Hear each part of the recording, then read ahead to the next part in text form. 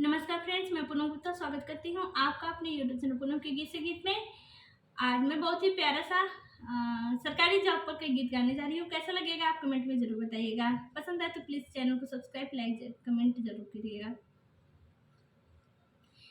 बड़ा दिन से करेला तैयारी राजा जी, बड़ा दिन से करेला तैयारी राजा जी, मिलल कौनो न जाब सरकारी राजा जी, मिलल कौनो न जाब सरकारी राजा जी। अब त ई है सलाह बा हमारी राजा जी, चला मिलके बेचले जा तरकारी राजा जी, चला मिलके बेचले जा तरकारी राजा जी।